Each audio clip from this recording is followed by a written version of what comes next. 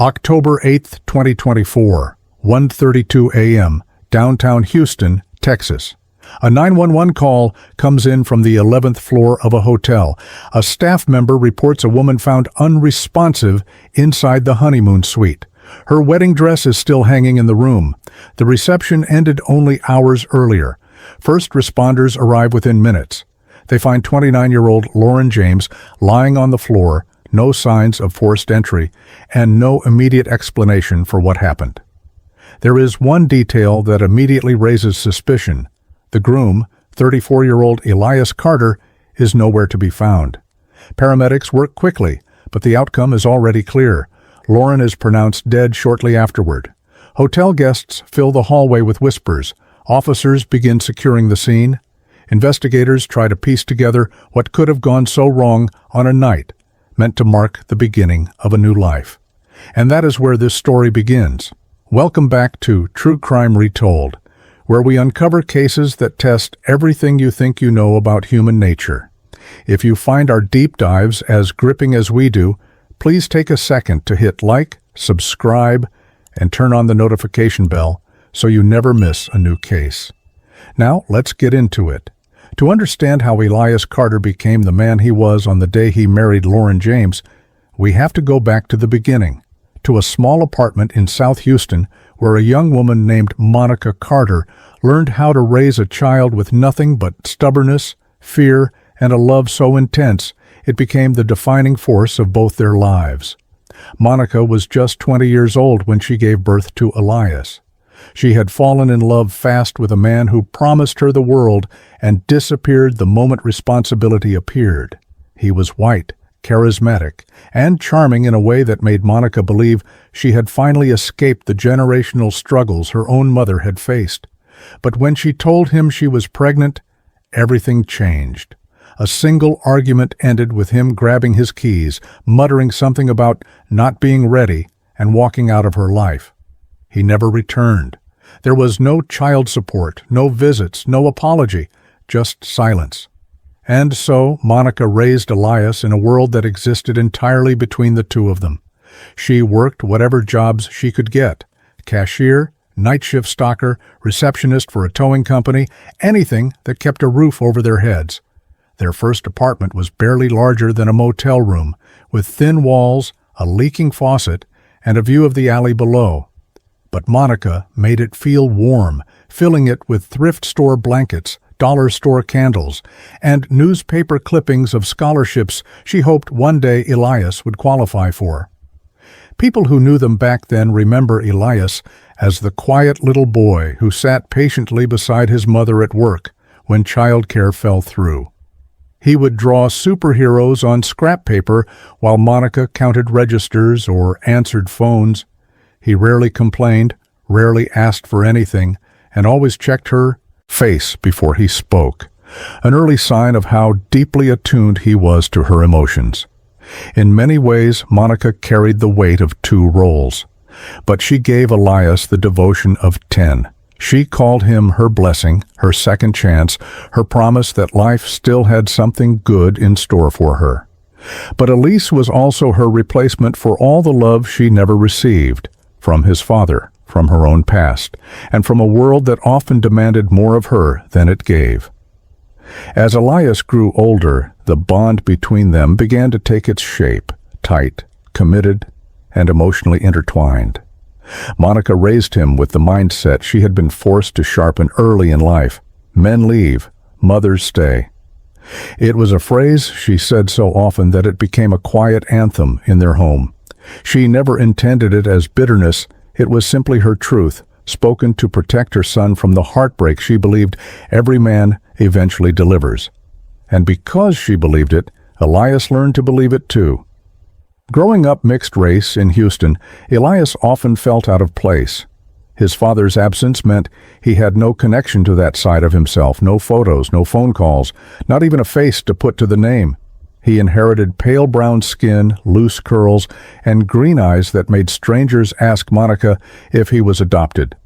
And every time Monica would laugh politely, but inside it reminded her that she was raising a child who looked like the man who had abandoned them. Still, she poured everything she had into him: love, protection, hope.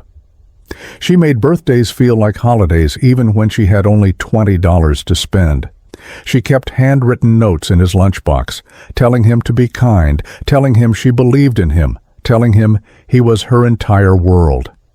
But woven into that love were threads of quiet fear: fear of losing him, fear of being replaced, fear of becoming irrelevant in the life of the only person she had left. As Elias entered middle school, teachers noticed how gentle and thoughtful he was, the kind of boy who helped clean the classroom and stayed behind to stack chairs. He wasn't confrontational, wasn't rebellious. He always kept his phone close, answering Monica's calls immediately, even during class. And if he didn't, she would show up at the school office to make sure he was safe. Friends remember that Elias rarely slept over at anyone's house. Monica didn't like him being away from her overnight. If he insisted, she would call every hour, sending photos of their dog or asking when he was coming back. At the time, it looked like a mother being protective, especially of a mixed-race boy growing up in a city that wasn't always forgiving. But in reality, Monica's sense of safety was tied to Elias's proximity. If he was near, she could breathe. If he was far, she spiraled. Still, most people admired her commitment. She raised a respectful, hard-working son, and she did it without a partner, without financial support, without help. To outsiders, this was the picture of resilience, the proof that a mother's love could fill the space of an entire missing parent. Elias learned his mother's rhythms the way other kids learned video game cheat codes. He knew when she was stressed by the way she tapped her nails. He knew she was sad when she stopped humming while she cooked. And he knew he could fix it with a hug, a joke, or just sitting beside her quietly until the tension left her shoulders. By the time he reached high school, Monica's world revolved around him so completely that Elias carried not only his own emotions but hers as well. If he wanted to go somewhere with friends, he would worry about whether Monica would feel lonely. If he liked a girl, he would think about whether Monica would feel replaced. He never said these thoughts out loud, but they shaped every decision he made.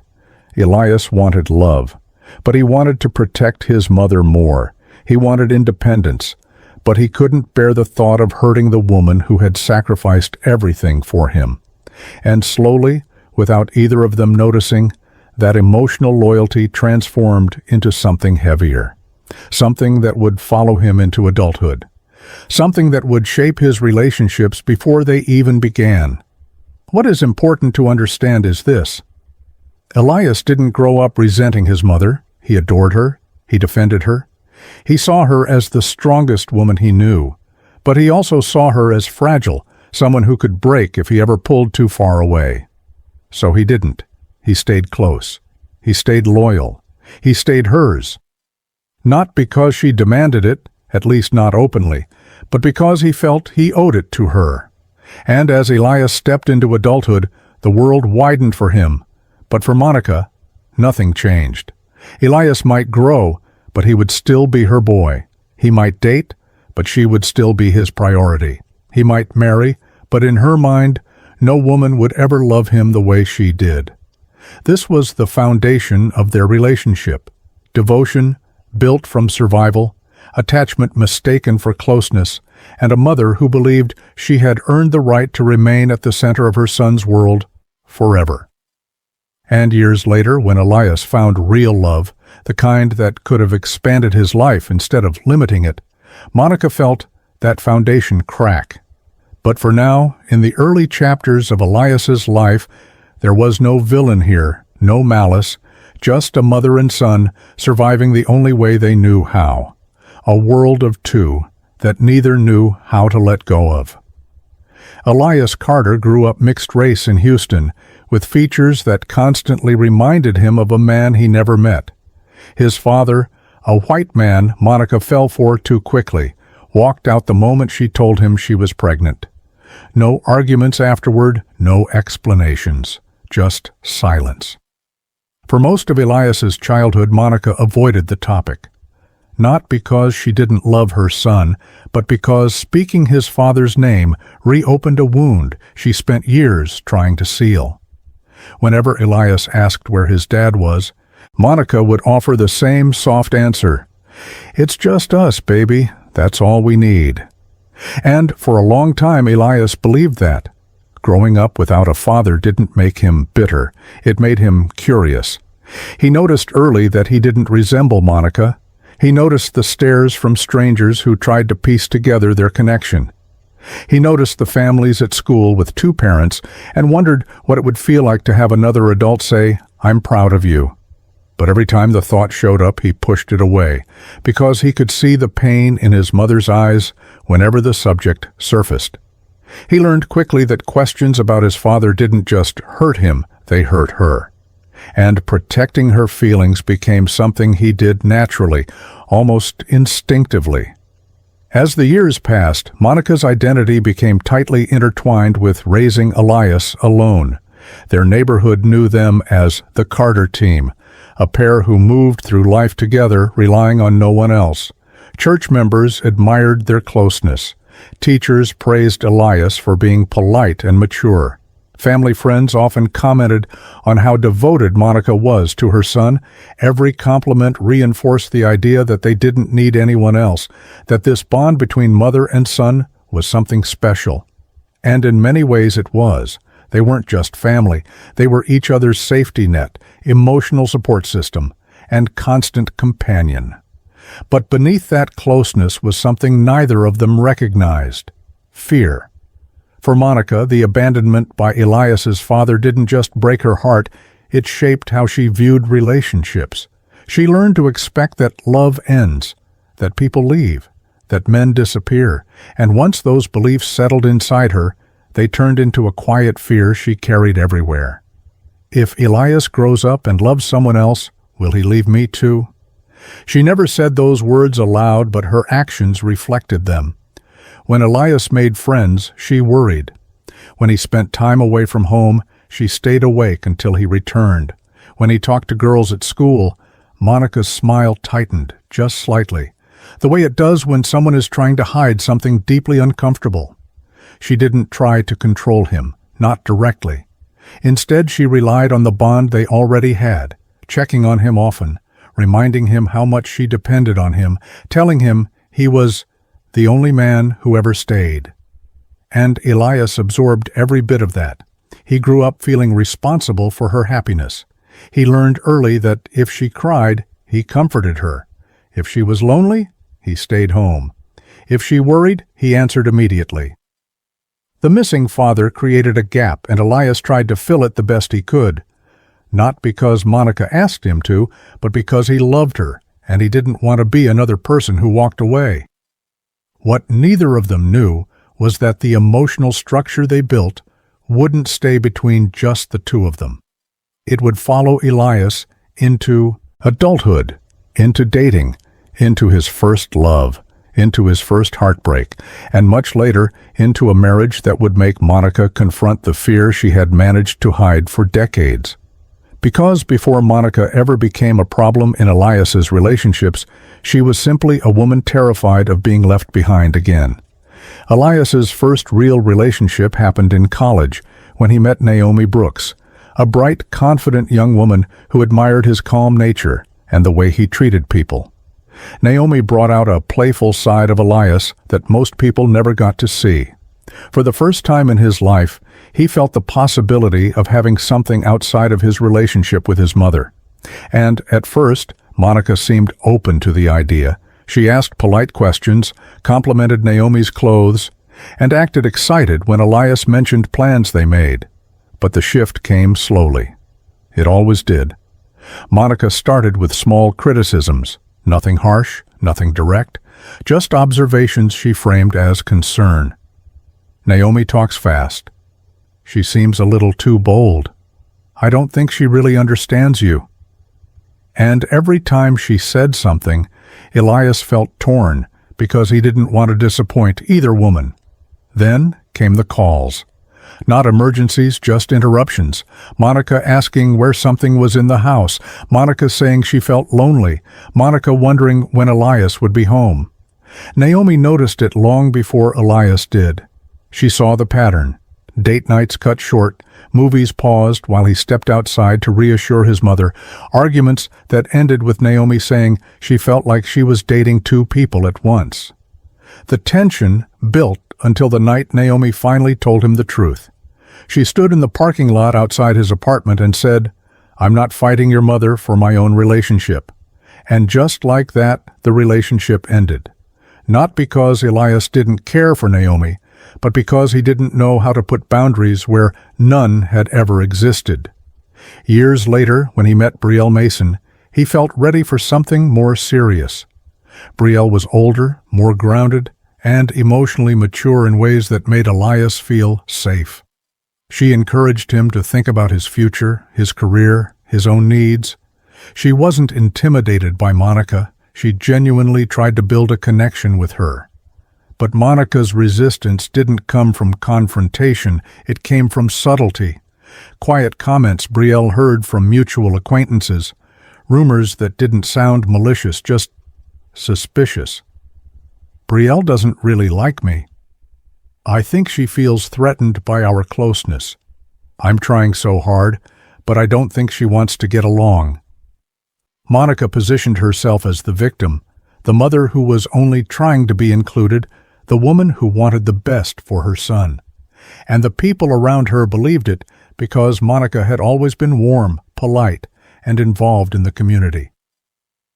When the rumors finally got back to Brielle, she confronted Elias, not angrily, but with exhaustion.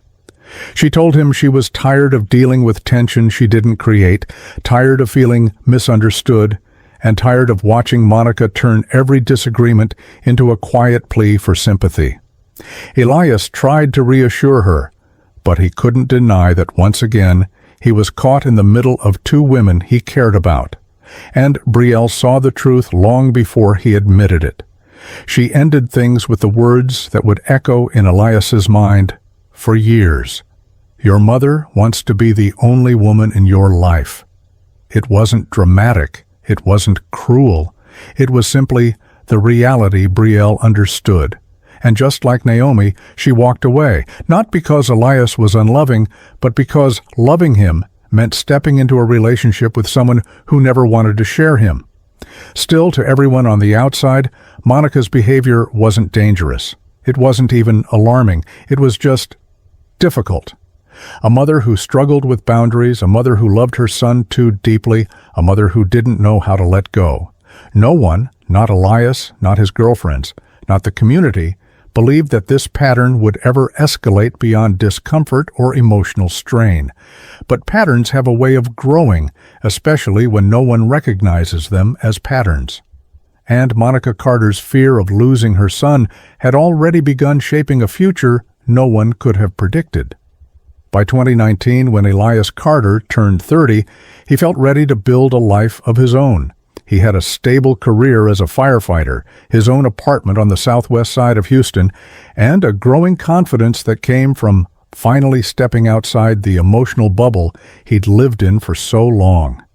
That was the year he met Jasmine Lowe, a soft-spoken elementary school teacher who admired Elias's calm nature and the quiet way he treated everyone with respect. Their connection deepened quickly, and by the fall of 2020, after a year of dating, they decided to get married. The wedding took place on February 22, 2021, a small ceremony with family and close friends. For the first time, Elias felt genuinely hopeful about the future. Jasmine tried from the beginning to make Monica feel included. She invited her to dress fittings, asked for her input on the ceremony, and encouraged Elias to spend time with his mother even as they adjusted to married life. But the transition didn't go as smoothly as anyone hoped. Within the first few weeks, Monica began showing up at their apartment without calling. Sometimes she brought food, sometimes she claimed she was just in the neighborhood, and other times she arrived with no explanation at all. Jasmine tried to be patient, but every unannounced visit ended the same way, with Monica quietly observing everything, the cooking, the arrangement of the furniture, the way Jasmine folded laundry. There were no explosive arguments, no shouting, no direct accusations. Instead, Monica made small remarks that sounded harmless on the surface. "Oh, that's how you season chicken?" This living room looked different when Elias lived alone. "I guess this is your style." It wasn't what she said, it was how she said it. But Monica never presented herself as hostile. In fact, she often followed her comments with a smile or an apology, playing things off as innocent observations. When Elias expressed frustration, Monica shifted into emotional guilt. She reminded him of how lonely she was. She hinted that Jasmine didn't really like her. She made soft comments like, "I'm trying, baby. I don't think she wants me here."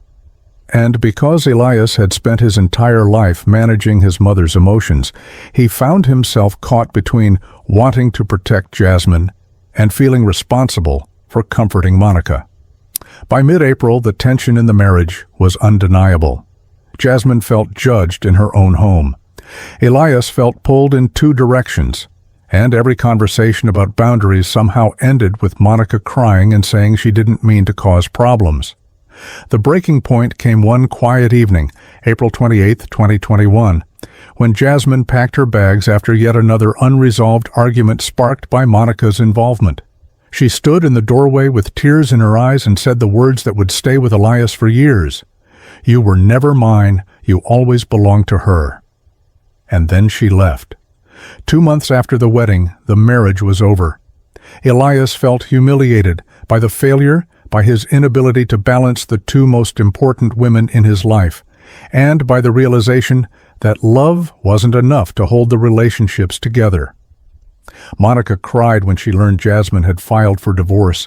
She hugged Elias, apologized repeatedly, and said, "I'm sorry, baby. I didn't mean to ruin anything." To the outside world, it looked like a sad but ordinary situation. An over-involved mother, a stressed marriage, two people who simply weren't compatible. Nothing dangerous, nothing alarming, nothing that suggested what the future would one day hold. But for Elias, the pattern was becoming unmistakable, even if he still didn't have the strength to name it. By late 2022, more than a year after his short-lived marriage ended, Elias had slowly started rebuilding his routines. He kept to himself, focused on work at the fire station, and avoided dating altogether. He wasn't bitter, just tired. But everything changed one ordinary Tuesday evening in November 2022, when a simple stop at a grocery store turned into the moment that shifted the course of his life. Lauren James had just finished a 12-hour shift at Houston Methodist. She was exhausted, still wearing her scrubs, her hair pulled back, and her badge tucked in her pocket. She stopped at the store to grab something quick for dinner before heading home. Elias walked in minutes later, still in his firefighter hoodie, grabbing a few items after a long rotation at the station. They crossed paths in the produce aisle, literally. Lauren bent to pick up a dropped apple at the exact moment Elias reached for another one. They bumped into each other hard enough for both of them to laugh.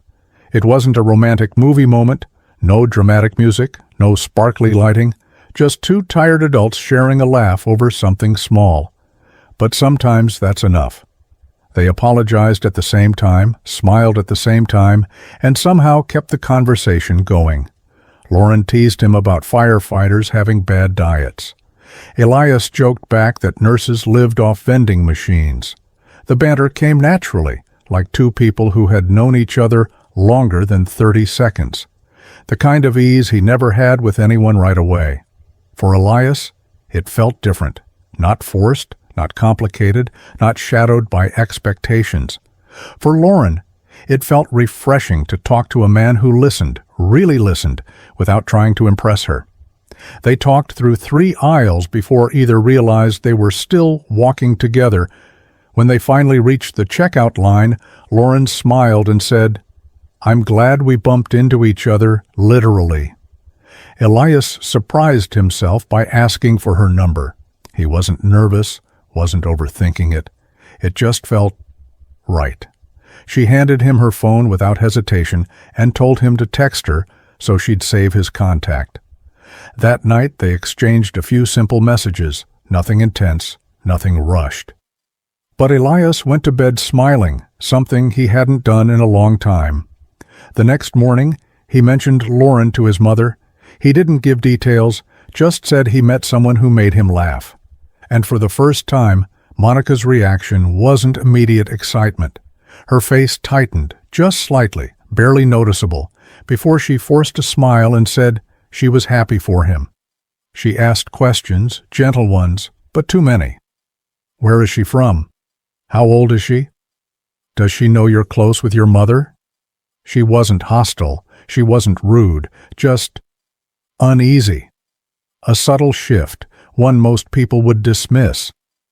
And Elias didn't think much of it. He had no reason to. After everything he had been through, he simply wanted something that felt normal, light, and uncomplicated. And for the first time in his life, meeting someone didn't feel like a threat to anything else. For the first time, Elias enjoyed a connection without fear, without guilt, without having to manage anyone's emotions. He didn't know it yet, but that quiet, natural moment in a grocery store was the beginning of a love story that would change everything. For him, for Lauren, and for the woman who had spent her entire life being the center of his world. Elias and Lauren began dating a few days after their grocery store meeting in November 2022, and what started as simple conversations quickly grew into something steady and deeply comforting. They didn't rush anything. Their relationship developed naturally, text messages during breaks, dinners on Elias's, off days, quiet evenings where they talked more than they watched TV. After everything Elias had experienced in past relationships, Lauren felt different. She was calm without being passive, grounded without being controlling, and emotionally aware in a way that made Elias feel seen rather than judged. Lauren understood boundaries, communication, and patience, things Elias had never truly experienced in a relationship before. She didn't demand that he choose between her and his mother. She didn't criticize Monica. She didn't try to replace her. Instead, she respected the relationship Elias had with his mother while gently helping him understand that he was allowed to have space of his own. Over the next 2 years, Lauren's influence helped Elias grow in ways he didn't expect. He became more confident, more open, more willing to assert his needs. He learned that saying, "I'm busy right now," wasn't disrespectful. He learned that having a life outside of his mother wasn't betrayal. And he learned that love didn't have to feel like emotional management. Lauren never pushed him. She guided him. She encouraged him to go for promotions at the fire station. She supported his dreams. She reminded him that he deserved happiness separate from anyone else's expectations. And slowly he began to believe her. Monica, at first, pretended to welcome Lauren into their lives. She thanked her for taking care of Elias during long shifts. She accepted invitations to join them for brunch or meet for coffee. She even attended church with them a few times, sitting with a polite smile that never quite reached her eyes. Lauren tried hard to make things smooth. She invited Monica into wedding planning conversations even before they were officially engaged, hoping to build a bond early. She asked about her favorite foods, her family traditions, her recipes. She bought her thoughtful gifts on holidays. She made sure Monica felt included, never excluded. But inclusion didn't soothe Monica. If anything, it sharpened something quiet inside her. Because, for the first time, Monica wasn't the main emotional anchor in Elias's life. He wasn't calling her every night. He wasn't updating her about every detail. He wasn't rushing home after work the way he used to. He was still present, still loving, still respectful. But he wasn't dependent. And that subtle shift, that small distance that naturally forms when a child becomes an adult with a life of their own, began unsettling Monica in ways she didn't understand. She didn't argue. She didn't complain.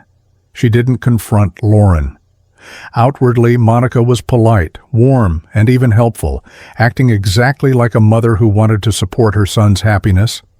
But when the dinners ended, when Lauren left the room when Elias wasn't looking, Monica's smile faded. Not dramatically, not suspiciously.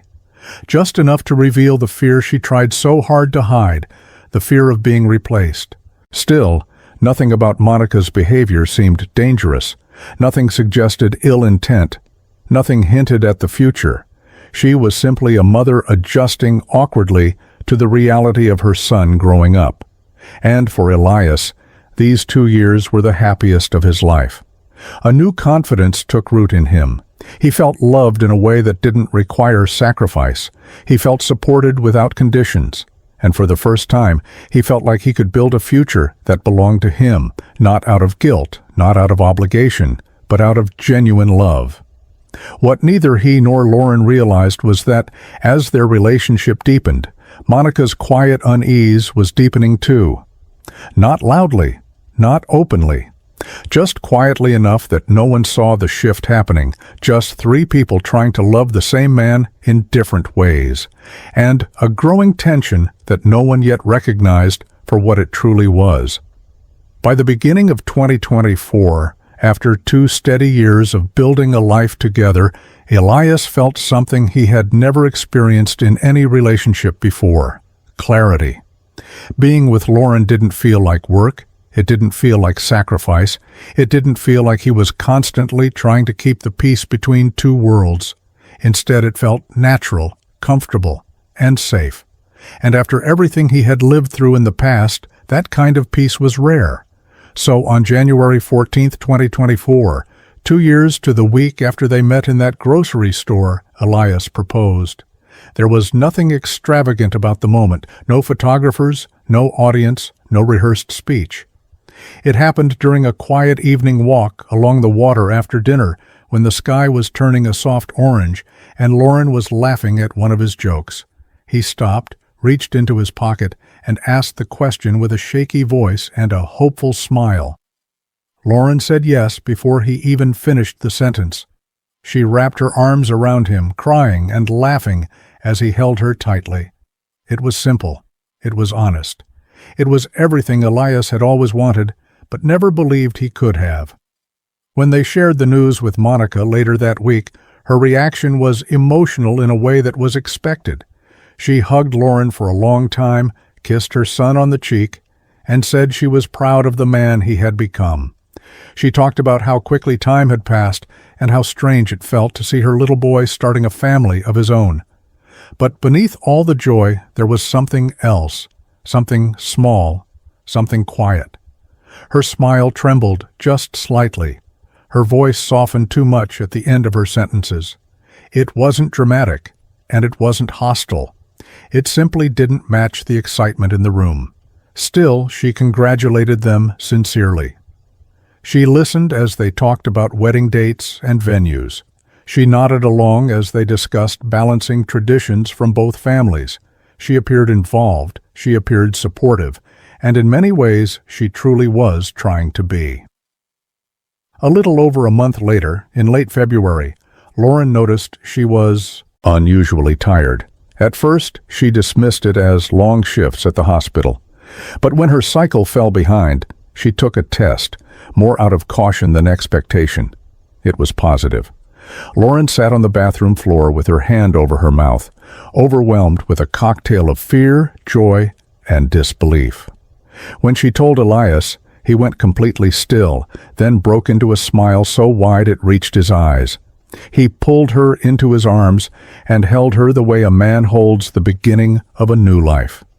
They waited a few days, confirmed the pregnancy with her doctor, then shared the news with Monica. This time, Monica's reaction came slowly. She blinked several times, covered her mouth, whispered, "A baby?" and then stood to hug them both. She said she was happy. She said she couldn't wait to be a grandmother. She said she was grateful God chose to bless the family. And yet, as she pulled away from the hug, the corners of her smile didn't hold. Her hands trembled slightly when she touched Lauren's arm. She excused herself to the bathroom, saying she needed a moment to process the surprise.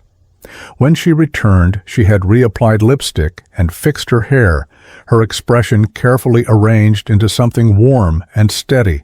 She asked questions: when the baby was due, how Lauren was feeling, whether they needed anything. On the surface, everything seemed fine. But something had shifted. For the first time in her life, Monica wasn't just sharing Elias with another woman. She was now sharing him with a future family, a child, a new household, a new chapter that didn't begin with her. She didn't express any discomfort out loud. She didn't criticize. She didn't question Lauren's readiness. If anything, she became even more polite, even more careful, even more attentive, as if trying to convince herself that she could handle this new reality. But inside, she felt something she couldn't name, something unfamiliar, something unsettling. And no matter how hard she tried to mask it, the change lingered in the way she held herself, the way she listened, the way she smiled, just a little too tightly. Lauren and Elias were overjoyed, planning their wedding for early summer and preparing quietly for the baby. They imagined a life filled with laughter, family dinners, and the excitement of welcoming their first child. They believed everything was finally falling into place. And for a while, it truly was. What none of them realized was that this moment, this quiet celebration in Monica's living room, marked the point where the emotional balance in their family shifted forever. The wedding took place on June 15, 2024, a warm Houston afternoon where the sky was bright, the air was still, and everything felt touched by good fortune. The venue was a modest garden-style chapel on the outskirts of the city, surrounded by oak trees, soft lighting, and rows of white chairs filled with the people who mattered most to the couple. It was the kind of day that felt like a clean start, a new chapter, a moment two people had earned through patience, growth, and love that never rushed itself. Lauren walked down the aisle in a fitted ivory gown, 4 months pregnant, and glowing with a happiness that radiated from her smile to the way she held her bouquet. Elias stood at the altar nearly breathless, barely blinking, because seeing her walk toward him felt like watching his entire future unfold in a single moment. Their vows were emotional but simple. No dramatic metaphors, no exaggerated promises, just honest declarations from two people who loved each other deeply. Lauren's voice cracked when she told Elias he made her feel safe. Elias held back tears when he said she had given him a kind of love he never knew existed, and when they exchanged rings, guests wiped tears from their eyes. Monica sat in the front row, dressed in a champagne-colored gown, hands folded neatly in her lap. Throughout the ceremony she smiled, nodded, dabbed her eyes with a tissue, and looked every bit like a mother, happy to see her son finally getting the life she prayed for. There were no tense looks, no strange comments, no awkwardness. She complimented Lauren's dress, hugged her warmly, and took photos with the family without hesitation. She played her role perfectly, supportive, present, loving. After the ceremony, the reception was held in a softly lit hall filled with floral centerpieces and gold accents. The room buzzed with laughter and conversation. Plates clattered softly as guests enjoyed the dinner. The DJ brought out all the songs that made people stand up and dance without thinking. Lauren's family welcomed Elias with open arms, teasing him, embracing him, pulling him into group photos. And Elias reciprocated, grateful to finally feel the sense of belonging he hadn't felt since childhood. Monica mingled with relatives, spoke with Lauren's parents, helped an elderly guest find her seat, and posed for pictures without showing a single sign of discomfort. If anything, she made sure everyone saw her smiling. During the speeches, Lauren's father stood first, sharing a heartfelt story about her childhood and how proud he was to see her so loved and cherished. Elias's best friend spoke next, describing Elias as one of the most loyal men he had ever known. Finally, Monica stood with shaking hands, clearing her throat before beginning her speech. She spoke tenderly about raising Elias, how proud she was of the man he had become, and how grateful she was that God had brought Lauren into his life. Her voice wavered with emotion, not tension, not anger, just genuine tears that made the moment feel even more personal. Guests clapped. Later that evening, they would share a mother-son dance on the stage. Lauren hugged her afterward. Elias kissed his mother's cheek and thanked her. Nothing about Monica's behavior raised any concerns. Not one detail felt out of place. This was a normal wedding with normal emotions: love, gratitude, nostalgia, excitement. As the evening unfolded, the dance floor filled with cousins, uncles, co-workers, and neighborhood friends. Lauren danced barefoot at one point, her cheeks flushed, her laughter echoing off the walls. Elias spun her around gently, careful of her belly. They shared cake, whispered jokes, and held on to each other in a way that made the future feel bright and uncomplicated.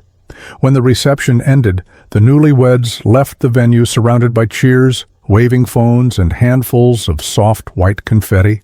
They climbed into their car, smiling, exhausted, and ready to begin their honeymoon night.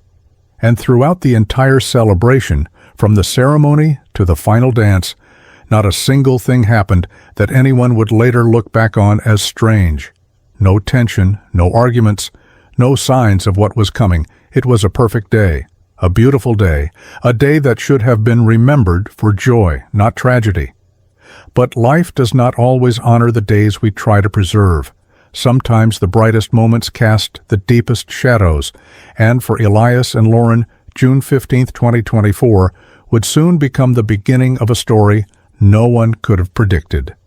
Before we continue, I just want to say, if you're still here listening to this story, thank you. Honestly, every view, every like, every subscription means the world. It tells me these stories matter to you the way they matter to me. So if you're enjoying this, hit that subscribe button, drop a like, and let us know where you're watching from in the comments below. All right, let's get back to it. The newlyweds checked into the Houston Royal Crescent Hotel, a quiet, upscale hotel downtown known for privacy, dim hallways, and thick walls that kept the outside world far away.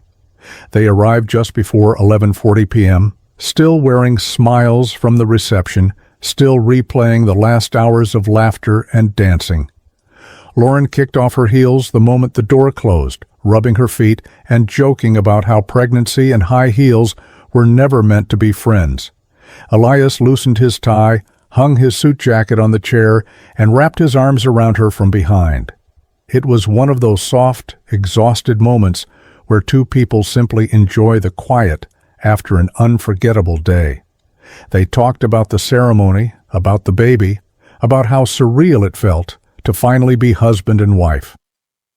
Around 1:10 a.m., Elias remembered something small, something so normal and forgettable it would later haunt him.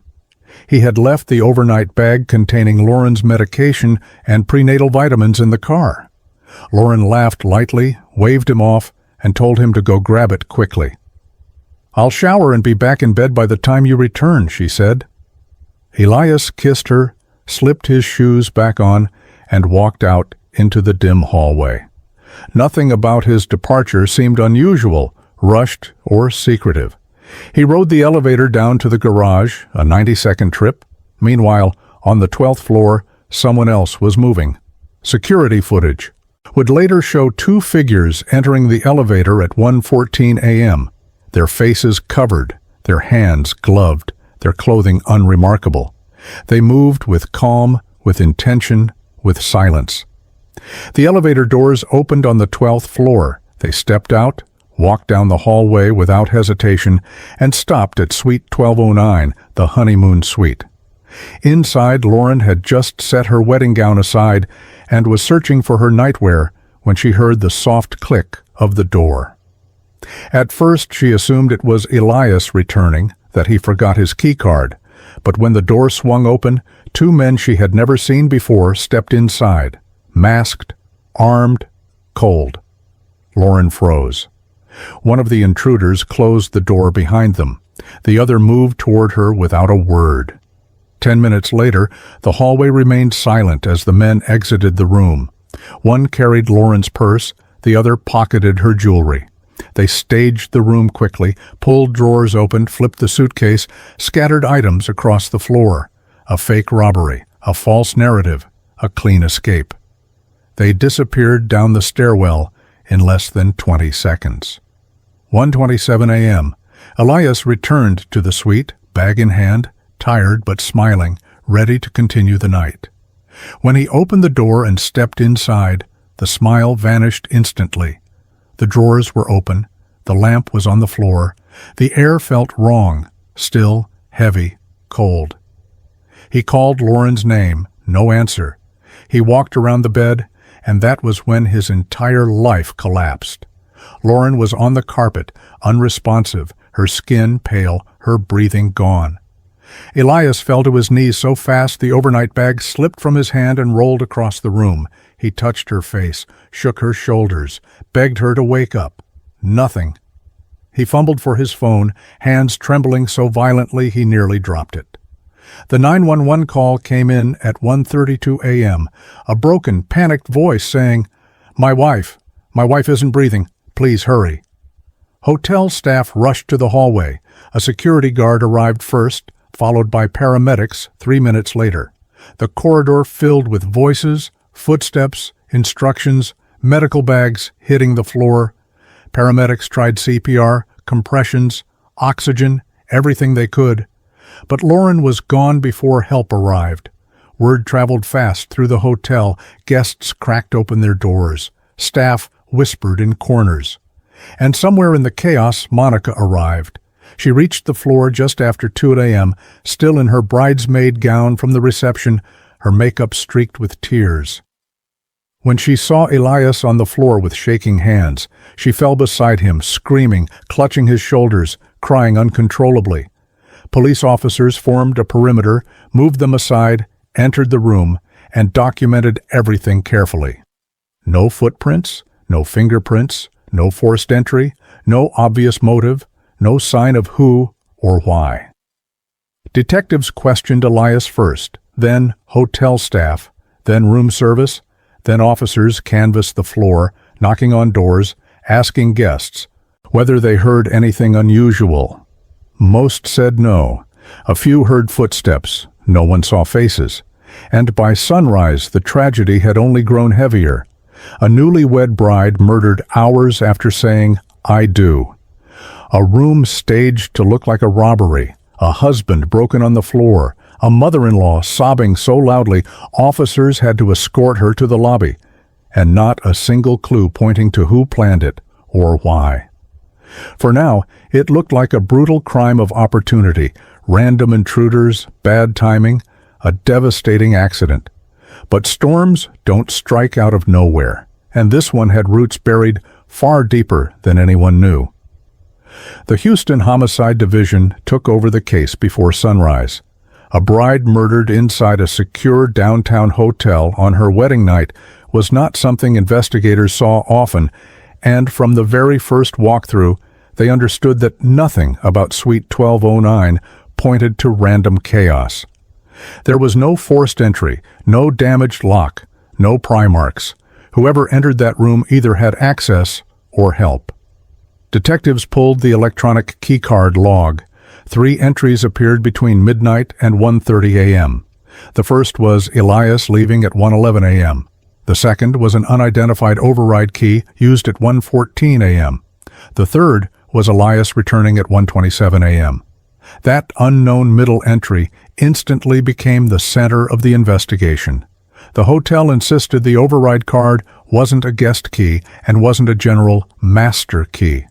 It was a specific staff override card normally kept locked in a restricted drawer. Only a few employees had access. When detectives reviewed security footage, they spotted something strange. At 1:12 a.m., a night shift supervisor named Daryl opened the secured drawer and removed one of the override keys. He later claimed he'd been preparing for a routine room check, but his explanation fell apart when detectives pulled his bank activity. In the week leading up to the wedding, Darrell received 3 unusual cash deposits, each small enough to avoid attention. When confronted, he confessed. He had been paid a few $100s to leave the override key unlocked and not ask questions. He insisted he didn't know the men, didn't know their faces, didn't know what they planned. But his confession raised a bigger question. Who paid him? Detectives traced the ATM withdrawals that funded the payments. They were made using a prepaid debit card purchased at a discount store 2 miles from Monica's church. Store footage showed a woman wearing a church-style coat and a soft blue scarf purchasing a burner phone and reload cards. Her face remained angled away from the camera. Nothing about her appearance was overtly suspicious. Texas was full of women who dressed like that for Sunday services. But while reviewing more footage, a hotel security worker recognized the scarf style. "I've seen her before," he said. "She comes in sometimes with her son, older lady, soft voice, very polite." He didn't know her name. That clue alone wasn't enough, so detectives kept digging. They found 2 burner phones purchased the same night, one activated briefly, used once to text instructions to Darrell, and then powered off forever. For nearly 3 weeks, investigators poured through footage, interviewed staff, tracked small cash movements, and tried to rebuild the timeline minute by minute. Elias participated in every interview he was invited to. Grieving, exhausted, and confused, he held on to any hope that the investigation would finally make sense. Monica came with him most days. She prayed quietly in waiting rooms, squeezed his hand, and asked officers if there was any update at all, always in that soft, concerned tone people associated with her. Nothing about her presence raised suspicion. Everything changed on day 19. Police arrested a 26-year-old known offender named Tyrell on an unrelated warrant. During processing, detectives noticed his height and build matched one of the masked intruders seen on grainy footage. Once brought into questioning, Tyrell denied everything, until detectives lied and told him Darrell had already given up all the names. Tyrell shifted immediately. He didn't know the mastermind's real name, but he described her in detail. "Some church lady," he said. "Older, nice clothes. Talked real soft. Gave us an envelope with cash. Said it was just to scare somebody. That's all." Detectives asked him where he met her. "In a church parking lot," he said. "Over on the north side." When they checked the list of churches in that area and cross-referenced their congregations for any member connected to Elias, one name stood out instantly: Monica Carter. They didn't tell Elias immediately. First, they invited Monica in for a voluntary interview. She arrived with her Bible, her purse, and a gentle smile, saying she wanted to help bring justice to my sweet daughter-in-law. But when detectives presented the partial store footage of the scarfed woman buying the burner phone, her face changed. Just for a second. Just one crack in a perfectly composed expression. And that was all they needed. Later that evening, detectives sat Elias down. They told him the details slowly, carefully, step by step. The override key, the prepaid withdrawals, the burner phone, the church parking lot, the soft-spoken older woman, the scarf, and the final confirmation: his mother. Elias didn't speak for a long time. He didn't cry. He didn't scream. He just sat still, as if every memory of his childhood, every sacrifice, every moment of love, every hardship they survived together, was collapsing under the weight of one impossible truth. The woman he trusted most in the world had hired 2 men to attack the woman he loved. The same woman who kissed Lauren's forehead at the reception. The same woman who held him while he cried that night. The same woman who raised him alone. And once that truth surfaced, nothing about the Carter family would ever be the same again. Elias didn't go home after detectives told him the truth. He didn't go to Lauren's mother's house. He didn't call anyone. He drove in silence, gripping the steering wheel so tightly that his knuckles turned white. His wedding band felt heavier than metal. His chest felt hollow, tight, aching, but his mind was numb. There was only one place his body seemed capable of going, his mother's house. The same house where he grew up eating canned dinners at the kitchen table. The same house where Monica tucked him in on nights when storms rattled the windows. The same house where she cried the day he left for college. Nothing about the house had changed. The porch light glowed softly. The curtains were closed. A small wreath hung on the front door. It looked like the home of someone gentle, someone kind, someone incapable of orchestrating a murder. Elias walked inside without knocking. Monica was sitting on the couch with her Bible in her lap. She looked up and smiled with relief, as if she'd been waiting for him to come back to her. "Baby, I've been praying. You must be hurting so much." Elias didn't sit. He didn't move closer. He just stared at her and asked one question. "Why?" Monica's smile faltered. Her hands tightened around the edge of the Bible. For a moment she tried to hold the mask in place, but the silence in the room pressed on her and her voice cracked. "I did it for you." Elias didn't blink, didn't breathe. Monica stood, tears forming instantly. "You don't understand. She was taking you away from me. I raised you alone. I loved you through everything. I had nobody but you." She stepped closer, trembling. "I saw the way you looked at her, Elias. I saw you slipping away, every day, a little more." He took a small step back. "So, you killed her?" Monica shook her head sharply. No, it wasn't supposed to be like that. I told them to scare her. Teach her to respect our bond, make her back off. But she fought them. Things went wrong. I didn't mean—" Elias's voice finally rose, low and shaking. "You hired 2 men to go into our room." Monica covered her mouth and sobbed. "I couldn't lose you. I couldn't watch another woman take you from me. Not again, not after everything I sacrificed." His chest tightened at her next words.